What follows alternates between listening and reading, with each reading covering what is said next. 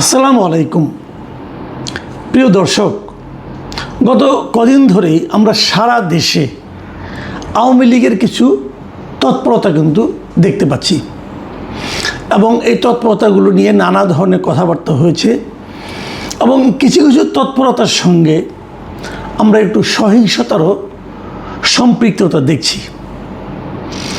প্রশ্ন হচ্ছে যে আওয়ামী লীগের এই তৎপরতা, যে দলটাকে সরকারিভাবে রাজনৈতিক কর্মকাণ্ড এখন যাদের স্থগিত রাখা হয়েছে, যাদেরকে আন্তর্জাতিক অপরাধ ট্রাইব্যুনালে যাদের বিচার করা হবে বলে জানানো হয়েছে, সেই দলটার এই যে তৎপরতা, যা নাকি নিষিদ্ধ কার্যক্রম হিসেবে বিবেচিত হচ্ছে, যারা জয় বাংলা স্লোগান দিচ্ছেন তাদেরকে ধরে নিয়ে যাওয়া হচ্ছে, আওয়ামী লীগের পতাকা উত্তোলন করা যাচ্ছে না কোথাও, এই যখন অবস্থা, তখন তার মধ্যেও আওয়ামী লীগের যে এই কর্মকাণ্ড, বিভিন্ন রকম ঝটিকা মিছিল, এগুলিকে সরকার আসলে কীভাবে হ্যান্ডেল করবে? জুন মাসের 23 তারিখে আওয়ামী লীগের প্রতিষ্ঠা বার্ষিকী ছিল, সেখানেও আমরা দেখেছি সরকার সেটাকে নিয়ে নানা রকম প্রস্তুতিমূলক ব্যবস্থা নিয়েছে, যা নাকি সরকারের দুর্বলতাকেই সারা দুনিয়ার কাছে প্রকাশ করে দিয়েছে। অনেকেই বলছিলেন যে আওয়ামী লীগ কীভাবে রাজনীতিতে আবার ফিরে আসবে, আওয়ামী লীগ কি আবার ফিরে আসতে পারবে? যদি আওয়ামী লীগ ফিরে আসে তাহলে সেটা কি তাদের যে বর্তমান নেতৃত্ব, শেখ হাসিনার যে নেতৃত্ব, তাকে নিয়েই ফিরে আসবে? এর মধ্যে আবার শেখ হাসিনার একটা ঘোষণাও ছিল, তো উনি জানিয়েছেন যে উনি এই বছরের মধ্যে দেশে ফিরছেন। সেটাও কিন্তু আমাদের দেশে রাজনীতির ক্ষেত্রে এক ধরনের নতুন অস্থিরতার জন্ম দিতে পারে বলে কেউ কেউ বলেছেন। তো এর মধ্যে জুলাই এসে গেল। জুলাই আন্দোলনের সময় যারা জড়িত ছিলেন এর সঙ্গে এবং যারা নিজেদেরকে সেই জুলাই আন্দোলনের সিপাহসালার বা সোল এজেন্ট হিসেবে দাবি করছেন, তাদেরও নানা রকম তৎপরতা আমরা দেখতে পেলাম। তারা সারা দেশে পদযাত্রা করবে, কোথাও কোথাও করতে যে নানা ধরনের অপ্রীতিকর ঘটনাও কিন্তু হচ্ছে। এর মধ্যে যে কথাটা আমার কাছে আজকের এই আলোচনার জন্য আমি এই বিষয়টা আলোচনা করছি, যে বিষয়টা নিয়ে, সেই বিষয়টা কথাটা উল্লেখ করতে হয়। সেটা হলো যে আজকে প্রধানমন্ত্রীর যিনি উপদেষ্টা আছেন ডক্টর জাহেদ-উর-রহমান, তিনি একটা কথা বলেছেন, খুব গুরুত্বপূর্ণ কথা কিন্তু। সেটা হলো তিনি বলেছেন যে আওয়ামী লীগের নেতা কর্মীদের উদ্দেশ্যে বলেছেন যে তারা যে বিভিন্ন রকম মিছিল করছে, এ প্রসঙ্গে উনি বলেছেন যে তারা যেন রাষ্ট্রের আইন মেনে চলেন। এই কথাটা কিন্তু আমিও বহুবার বলেছি, যে আইনের মাধ্যমে আওয়ামী লীগের রাজনৈতিক কর্মকাণ্ডকে স্থগিত করা হয়েছে, সেই আইনটাকে আমি ব্যক্তিগতভাবে এবং আমার ধারণা আরও অনেকেই একটা কালো আইন বলবেন। মজার ব্যাপার হলো এই কালো আইনটা কিন্তু আওয়ামী লীগের তৈরি করা, নিজের আইনেই আওয়ামী লীগ ফেসেছে। আমি মনে করি এই ধরনের আইন থাকা উচিত না, কিন্তু সেই আইনটা আওয়ামী লীগ বিরোধী দলকে দমন করার জন্য তৈরি করেছিল এবং সেই আইনটা এখন আওয়ামী লীগের বিরুদ্ধে অন্তর্বর্তীকালীন সরকার প্রথমবার ব্যবহার করেছে এবং এই সরকার বিএনপি সরকার অন্তর্বর্তীকালীন সরকারের সেই ব্যবহারকে আইনগত বৈধতা দিয়েছে এবং তারাও সেটাই করছে। তো জাহিদুর রহমান সাহেব বলেছেন আওয়ামী লীগের নেতাকর্মীদের উদ্দেশ্যে যে তারা যেন রাষ্ট্রের আইন মেনে চলেন। এটুকু বলে ঠিক আছে। তারপরে উনি আরও কিছু কথা বলেছেন যেগুলো নাকি আওয়ামী লীগের নেতাকর্মীর জন্য খুবই গুরুত্বপূর্ণ বলে আমি মনে করি। তিনি কি বলেছেন আমি আপনাদেরকে হুবহু পড়ে শোনাচ্ছি। তিনি বলেছেন, এখন পর্যন্ত তাদের কর্মকাণ্ড নিষিদ্ধ আছে, তারা একটু অপেক্ষা করুন। কথাটা খেয়াল করেন যে এখন পর্যন্ত তাদের কর্মকাণ্ড নিষিদ্ধ আছে, তো তারা একটু অপেক্ষা করুন। অপেক্ষা করার পর কি আর নিষিদ্ধ থাকবে না?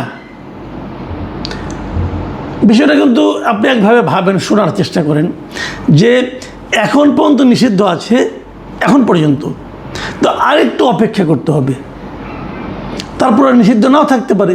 হ্যাঁ, কিভাবে না থাকতে পারে সেটা উনি জানিয়েছেন। উনি জানিয়েছেন যে আন্তর্জাতিক অপরাধ ট্রাইব্যুনালে আওয়ামী লীগেরকে নিষিদ্ধ করা হবে কি হবে না, আওয়ামী লীগের ব্যাপারে যে মামলাটা হয়েছে সেই মামলার বিষয়ে তদন্ত চলছে এবং সেই তদন্তের পর বিচার হবে। বিচারে যদি দেখা যায় যে আওয়ামী লীগ নিষিদ্ধ করা দরকার, তাহলে নিষিদ্ধ হবে। এবং এই হওয়া না হওয়াটা পুরোপুরি আদালতের এখতিয়ার। আদালত সব পক্ষকে শুনে সিদ্ধান্ত নেবে। এখন এটা খুব ভালো কথা, কিন্তু এখন আমার কথাটা হলো এক জায়গায়, সেটা হলো আদালত যে সব পক্ষের কথা শুনে সিদ্ধান্ত নেবে, তাহলে আওয়ামী লীগের পক্ষে কথা বলবে কে? এটা কিন্তু একটা আমি মনে করি খুবই গুরুত্বপূর্ণ প্রশ্ন, যে আওয়ামী লীগের পক্ষে আন্তর্জাতিক অপরাধ ট্রাইব্যুনালে যে শুনানিটা হবে, যে যুক্তিতর্ক হবে, যে দুই পক্ষের যে কথাবার্তা হবে, সেখানে আওয়ামী লীগের পক্ষে কথা বলবে কে? বিএনপির কোনো উকিল, অথবা জামাতের কোনো উকিল, নাকি এনসিপির কোনো উকিল? তিন দলেরই সমর্থক উকিল আছেন। এখন তারাই কি আওয়ামী লীগের পক্ষে কথা বলবেন, নাকি আওয়ামী লীগের পক্ষের কোনো, আওয়ামী লীগের মতবল, মানে আওয়ামী লীগকে সমর্থন করেন, এক ধরনের নৈতিকভাবে আওয়ামী লীগের রাজনীতির সঙ্গে একসময় জড়িত ছিলেন, এমন কোনো উকিল অংশ নেবেন? যদি তেমন উকিল আওয়ামী লীগের পক্ষে যুক্তিতর্ক উপস্থাপন করেন ট্রাইব্যুনালে, তো সেই উকিলের, মানে সেই আইনজীবীর নিরাপত্তা কে নিশ্চিত করবে? সামাজিকভাবে তাকে যে মবের শিকার হতে হবে না, সেটা কে নিশ্চিত করবে? কারণ মব তো চলছে। কোথাও একজন ছাত্রলীগের লোককে যদি আপনি পিটিয়ে ধরে নিয়ে যে থানায় নিয়ে যান, থানা তাকে ধরে নিচ্ছে, বলছে সে নিষিদ্ধ ঘোষিত ছাত্রলীগের সাবেক সভাপতি বলে দিল। কিন্তু এটা তো আপনি আইন অনুযায়ী পারেন না। সে যদি ছাত্রলীগের স্লোগান না দেয়, যতক্ষণ পর্যন্ত সে ছাত্রলীগের স্লোগান না দেবে, যতক্ষণ পর্যন্ত সে ছাত্রলীগ অথবা আওয়ামী লীগের রাজনীতিটা না করবে প্রকাশ্যে, ততক্ষণ পর্যন্ত তো তাকে আপনি আটকাতে পারেন না। কিন্তু আটকানো কি হচ্ছে না? আপনারা প্রায়ই দেখবেন, যে কোনো নিউজে দেখবেন, প্রায়ই দেখবেন এই কথা বলা হয় যে অমুককে গ্রেপ্তার করা হয়েছে এবং সে আওয়ামী লীগের একজন সাবেক সভাপতি। তার এটাই অপরাধ, আর কোনো অপরাধ লাগবে না। তো এই যে ঘটনাগুলো, এই ঘটনাগুলো যদি ওখানে ঘটে, তাহলে আওয়ামী লীগকে নিষেধাজ্ঞা থেকে মুক্ত করতে, আওয়ামী লীগের রাজনীতিটাকে অবাধ করতে যে আইনজীবী আওয়ামী লীগের পক্ষে যুক্তিতর্ক উপস্থাপন করবে, তাকে সামাজিক নিরাপত্তাটা কে দিবে? তাকে মবের হাত থেকে কে বাঁচাবে? রাষ্ট্রকে সে গ্যারান্টি দেবে? দিয়েছে এ পর্যন্ত? আইনজীবীদের একটা জিনিস দেখেন আপনারা, একটা লোক আওয়ামী লীগ করেন না, সে আওয়ামী লীগের কোনো পদে নেই, কিন্তু সে হয়তো আইনজীবী। সে আইনজীবী যাকে নাকি আওয়ামী সমর্থক আইনজীবী বলা যেতে পারে। মানে একসময় তারা আওয়ামী লীগের যে প্যানেল ছিল, সেই প্যানেলে মানে আওয়ামী লীগ সমর্থক যে আইনজীবী সমিতি ছিল, হয়তো তাদের মেম্বার ছিল অথবা তাদের সমর্থক ছিল। এই অপরাধে আইনজীবীরাই, বিএনপি এবং জামাতের আইনজীবীরা, ওনাদেরকে নির্বাচন পর্যন্ত করতে দেয় নাই, সুপ্রিম কোর্ট বারেও দেয় নাই, বিভিন্ন জেলা বারেও দেয়নি। তো ওনারা তো আইন বুঝেন, ওনারা তো আইন মানেন। ওনারা যখন ওদের ব্যাপারে এরকম আচরণ করেছেন, তাহলে সে তাদের ব্যাপারে আপনার যখন নাকি মূল দল নিয়ে আলোচনা হবে, তখন কী অবস্থাটা ধারণ করবে?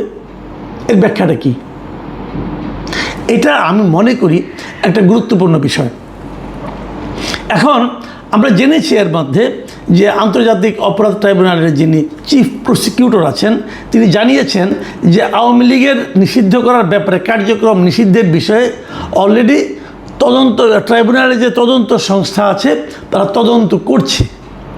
এখন সেই তদন্ত করে তারা কি পাবে না পাবে সেটা তারা ট্রাইব্যুনালকে জানাবে এবং তার উপর ভিত্তি করে এই মামলা চলবে। একটা জরুরি প্রশ্ন, সেটা হলো এই মামলা কতদিন চলবে? দেখুন, কতদিন চলবে এই জিনিসটা জরুরি এই কারণে যে যদি মনে করেন এটা 3 বছর চলে, তো বলা হয়েছে যে যতদিন মামলা চলবে ততদিন আওয়ামী লীগ কোনো রাজনৈতিক কর্মকাণ্ড করতে পারবে না। তো আওয়ামী লীগের নেতাকর্মীরা কি অতটুকু ধৈর্য ধারণ করবে?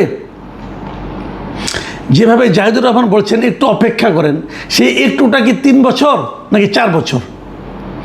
এই একটু অপেক্ষাটার মানে আপনার স্থায়িত্ব কতদিন? যদি 3 বছর হয় তাহলে সেটাকে আর একটু বলা যাবে? এখন জাহিদ সাহেব যখন বলেন একটু অপেক্ষা করেন, তখন আমি ধারণা করি হয়তো সেই জিনিসটা দ্রুতই হবে। এবং আমার যেন সব মিলিয়ে কেন যেন মনে হয় যে বোধহয় এই জিনিসটা একটু দ্রুতই হবে। কেন মনে হয় সেটাও বলি। যেমন ধরুন, সরকারের অ্যাটিচিউডটা কিন্তু আমি একটু একটু টের পাচ্ছি। এটা জাহিদুর রহমান সাহেবের কথায় যেমন টের পেলাম, 2 দিন আগে আমরা দেখেছি যে স্বরাষ্ট্রমন্ত্রী তিনিও কিন্তু এ সংক্রান্ত একটা বক্তব্য দিয়েছেন। যেমন উনি কয়েকদিন জুলাই জাতীয় সম্মেলন যেটা হয়েছিল কয়েকদিন আগে চীনমৈত্রী সম্মেলন কেন্দ্রে, সেখানে উনি বলেছিলেন যে রাজনৈতিক দল হিসেবে আওয়ামী লীগের বিচার দাবি করেছি আমরা, অন্যরাও দাবি করেছেন, তদন্ত হচ্ছে, ইনশাল্লাহ খুব শিগগির রাজনৈতিক দল হিসেবে তাদেরকে বিচারের কাঠগড়ায় নিয়ে যাওয়া হবে। খুব ইতিবাচক দিক, কিন্তু বিচার মানেই কিন্তু ফাঁসি না। বিচার মানে অনেক সময় বিচারের মাধ্যমে অনেক সময় বেকসুর খালাসও পেয়ে যায়। আমি ব্যক্তিগতভাবে যদি আমি যদি বলি আমার কথাটা, আমি কিন্তু আওয়ামী লীগের রাজনীতি নিষিদ্ধের পক্ষে না। আমি আসলে কোনো রাজনৈতিক দলকে নিষিদ্ধের পক্ষে না, তাহলে আমার পার্সোনাল অপিনিয়ন। আমি মনে করি যে রাজনৈতিক দল যখন খারাপ আচরণ করে, সেটা দলের যে ওই সময়ের নেতৃত্ব, সেটা নেতৃত্বের ভুলের কারণে তারা খারাপ আচরণ করে। সারা দুনিয়ায় এই কারণে কিন্তু অনেক রাজনৈতিক দলের নেতৃত্বে পরিবর্তনটা আসে, কেন এই কারণে আসে, এদের আচরণটা ঠিক ছিল না, এই জন্য আসে। তো এখানে তো যদি কোনো ভুল হয়ে থাকে, সেটা তো আওয়ামী লীগের যে নেতৃত্ব তারা করেছে। আওয়ামী লীগ জিনিসটা কি? আওয়ামী লীগ আর শেখ হাসিনা কিন্তু এক না, আওয়ামী লীগ আর ওবায়দুল কাদেরও কিন্তু এক না। ওবায়দুল কাদের মানেই আওয়ামী লীগ, বিষয়টা তা নয়। ওবায়দুল কাদের হলো আওয়ামী লীগের একটা নেতৃত্ব, শেখ হাসিনা আওয়ামী লীগের একটা নেতৃত্ব।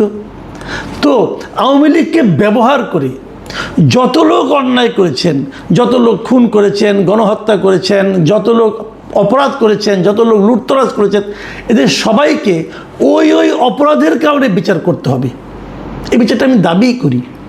কিন্তু তার মানে আপনি দলটাকেই বলবেন যে এই দলটাকে আপনি তখনই করতে পারবেন যখন নাকি দলের গঠনতন্ত্রে সেই ধরনের কোনো কথা থাকবে। যদি দলের গঠনতন্ত্রে থাকে যে অমুককে এই দল বলছে, এই দল সিদ্ধান্ত নিয়েছে, অমুককে আমার প্রতিবাদ করে তাকে গুলি করে মেরে ফেলা হবে, যদি এই ধরনের কোনো গঠনতন্ত্রে লেখা থাকে, তখন দলের দায়। আর তা না হলে দলের যারা নেতৃত্বে থাকে তাদের দায়। এই জিনিসটা যদি থাকে, তাহলে আমার মনে হয় যে প্রকৃত বিচারটা হবে। আমি আশা করব তারা কিভাবে বিচার করবেন না করবেন। আমি কেবল একটা কথা বলি, অনেকেই বলেন, নানা ধরনের উদাহরণ দিয়ে বলেন যে দল একবার বিতাড়িত হয়, যে দল একবার জনগণ যে দলকে প্রত্যাখ্যান করে, সেই দলের ফিরে আসার ঘটনা সাধারণত নাই। কিন্তু এটাও কিন্তু সত্য, যখন কোনো ক্ষমতাচ্যুত দল আবার ফিরে আসে, সেটা যতটা না নিজের শক্তিতে আসে, তার চেয়ে বেশি আসে যে পরবর্তী সময় যে সরকার ক্ষমতায় থাকে তাদের দুর্বলতার কারণে। আজকে আওয়ামী লীগ নিয়ে এত আলোচনা হতোই না। আজকে আওয়ামী লীগ বিভিন্ন পর্যায়ে মিছিল করার সুযোগ সাহসী পেত না, যদি অন্তর্বর্তীকালীন সরকার, মানে ডক্টর ইউনূসের সরকার যদি দেশটাকে ভালোভাবে চালাতে পারত। তারা তা পারেনি, এবং তারা এতটাই খারাপ চালিয়েছে, তারা এতটাই দুর্নীতিপরায়ণ ছিল যে ওনাদের আমলেই লোকে আওয়ামী লীগ সম্পর্কে বলেছে যে আগেই ভালো ছিল। এটা আমি নিজে শুনেছি, বলেছে, আপনারাও শুনেছেন। কাজে অন্তর্বর্তীকালীন সরকার, মানে ডক্টর ইউনূসের সরকার আওয়ামী লীগের ফিরে আসার প্রাথমিক কাজটা করে দিয়ে গেছে। এখন বর্তমান সরকার যদি সুশাসন কায়েম করতে পারে, মানুষের অর্থনৈতিক অবস্থার একটা সমাধান করতে পারে, ভালো করতে পারে, মানুষ যদি স্বস্তিতে থাকে, মানুষের মনে করেন যে বিদ্যুৎ, তেল, গ্যাস এটসেট্রা, এগুলি মানে দ্রব্যমূল্য, এগুলির ব্যাপারে মানুষ যদি স্বস্তিতে থাকে, যদি মুদ্রাস্ফীতি কমে, মূল্যস্ফীতি কমে, যদি এগুলো হয়, তাহলে দেখবেন এই সমস্ত ঝটিকা মিছিল সরকারকে বিব্রত করতে পারবে না। আর যদি ওগুলি হয়, যদি এগুলি বাড়তে থাকে, তাহলে আওয়ামী লীগ ফিরে আসার ব্যাপারটা, দাবিটা অনেক জোরালো হয়ে যাবে। আমি জানি না সরকার কিভাবে হ্যান্ডেল করবে, অথবা এমনও তো হতে পারে সরকার নিজেই চায় যে আওয়ামী লীগ চলে আসুক, হতেও পারে। কারণ তারা যদি মনে করে যে সেটা গণতান্ত্রিক প্রক্রিয়া চালু রাখবে, সেক্ষেত্রে তারা যদি ভাবে এই বিশাল জনসমর্থনে একটা দলকে বাইরে রেখে গণতন্ত্র কায়েম করা যাবে না, যদি তারা এভাবে ভাবে, তাহলে তো আওয়ামী লীগের প্রত্যাবর্তনটা অবধারিত। প্রিয় দর্শক, আমার কাছে মনে হয়েছে সরকারের বিভিন্ন কর্তা ব্যক্তিদের কথা শুনে যে সরকার হয়তো এই পথে অগ্রসর হচ্ছে। এখন এ পর্যন্তই। আল্লাহ হাফেজ।